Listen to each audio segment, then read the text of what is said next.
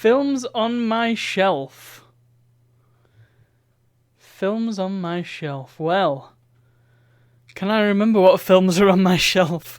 So I'm going to take this to mean not necessarily the content of the film itself, but I'm also going to take into account the packaging and the presentation of the film. Maybe even the special features. I have to admit, I'm not much of a special features person. Not to say that it's not interesting how films are made. Well, maybe I should watch them. They're not the sort of thing I would reach for, But yes, going to go with... it's going to be the whole package. It's not just going to be the film. So now I've got to think about what films are on my shelf and where I'd rate them all. Perhaps we should take this upstairs, in fact, and then I can show you the films in person. I was going to do something dramatic there, but I don't actually have a name for upstairs other than upstairs. It's not like to the Batcave or anything, so we're just going to go upstairs.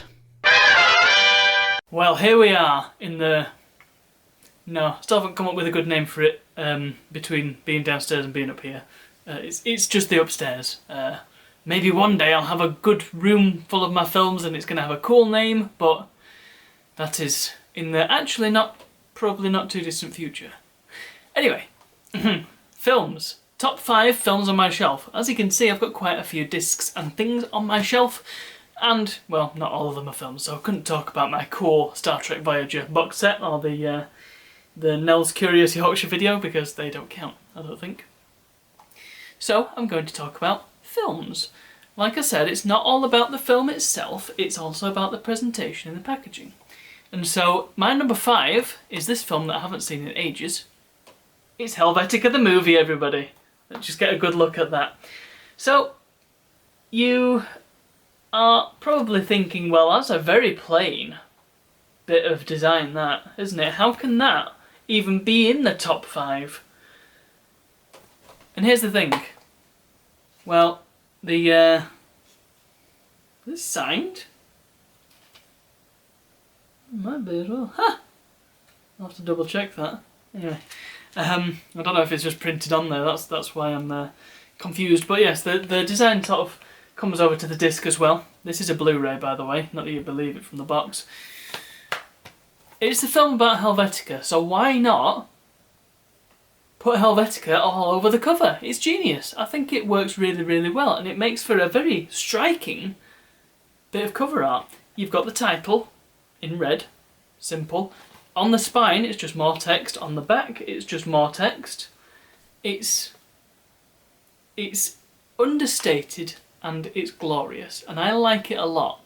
Like I said, it's been ages since I saw the film, but last time I saw it, I thought it was pretty good, so I think it deserves top 5. Time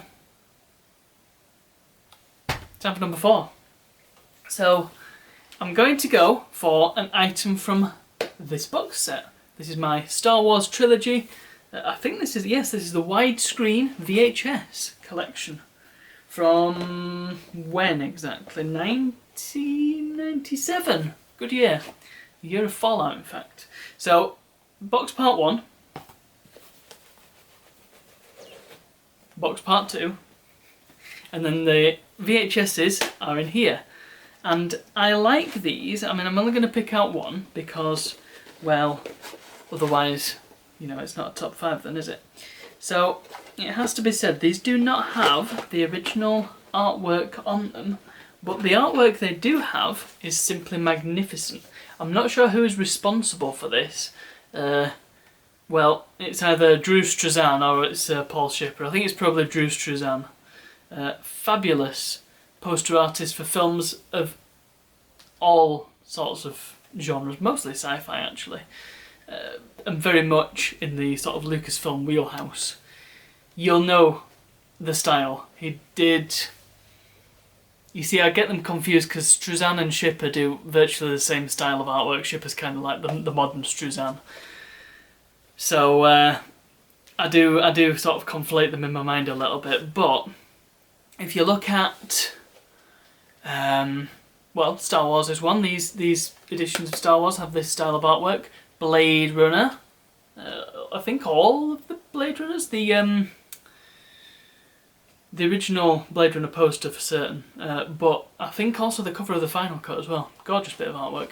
I think Indiana Jones, and I think, again, can't exactly remember, but believe the first Harry Potter had, Drew Struzan did a poster in his style. They didn't end up going with it, they went for a photographic thing instead, but it looked gorgeous and I wish they'd gone for it because it looks amazing. And so that is why I like this so much. And of course Empire Strikes Back is the best of the Star Warses.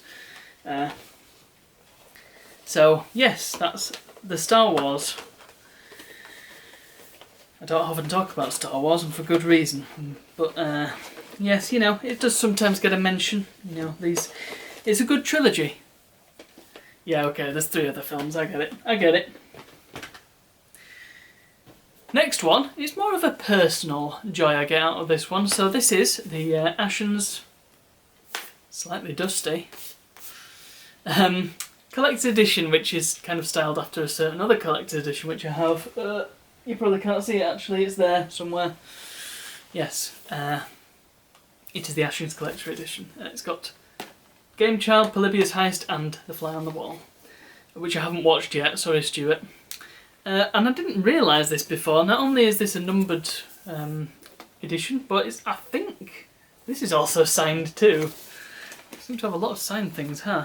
Well, that's what I'm getting onto, if I can ever get the disc out. I've just had it out.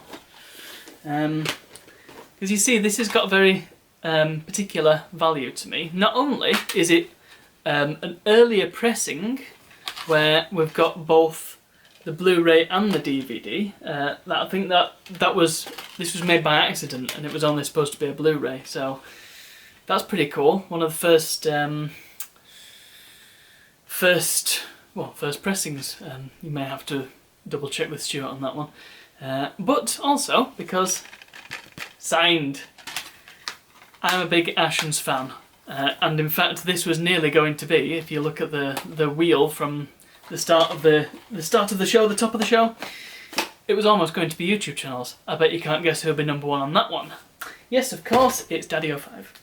No, not really. Next one. You may be wondering how that's only number 3, but well, the presentation of this one just takes the cake, and the fact that it's one of the greatest films ever made.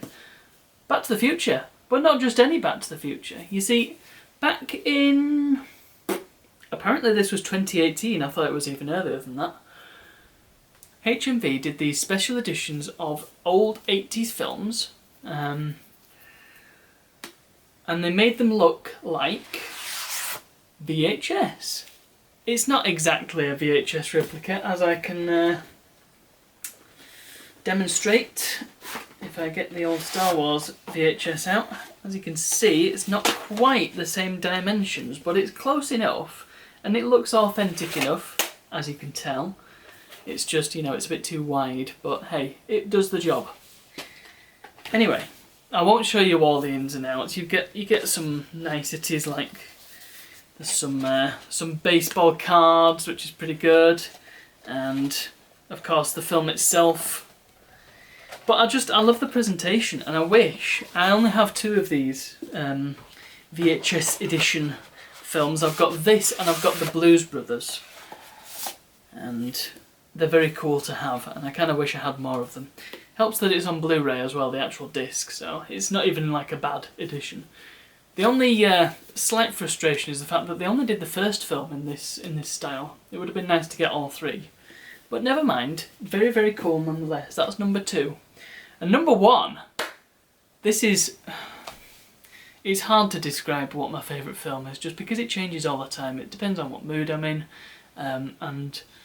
well, if I really, really was put right down to it, then I'd probably say Blade Runner. But this one, you know, depending on how I'm feeling, this one might come first. It's only Wreck-It Ralph. I unironically love this film. I know it's got many inaccuracies. I know it's just stupid family fun. The plot is predictable and whatever, but I love it. I love it because it makes you feel like it's I don't really know how else to describe it. It's kind of like you can imagining the things that happen in the film, you know what I mean? But this is a very particularly special edition because, well, it's a steelbook. Fan of steelbooks, I know they're not to everybody's taste, but I do like them. It's curious how this is the only steelbook that's appeared on this top 5, despite the fact that I've got a few back there. I'm just going to take it out of the sleeve so I can show you it properly. This is the Mondo Special Edition. Frustratingly, I've looked at the Mondo editions recently and it's only been Marvel stuff, which I have zero interest in. But thankfully I was able to get hold of this when it was out, and it was a decent price. It wasn't like overpriced. I think it was only 15 quid, if that. Yeah, really, really nice edition. The disc carries the art style over. It's just gorgeous. I love this art style. It's got the sort of Donkey Kong-esque border, and it's got, well, it's got like all the elements, all the like the major themes within the film, right there on the cover. And I mean, it's shiny. It's shiny. I like shiny. Yeah. Great edition of a great film. I am very, very happy to have this. And yes, I would say this is my favourite film on my shelf, given all the criteria that I've outlined. Pretty damn good. So, there we go. I will now return downstairs and wrap this vlog up. And there we have it. Let me know what your favourite items of filmness are. Whether it's Blu-rays, DVDs, VHSs, reel-to-reel, Super 8s, or anything like that. I would be interested to hear about it. Anyway, thank you for watching, and I'll see you all tomorrow.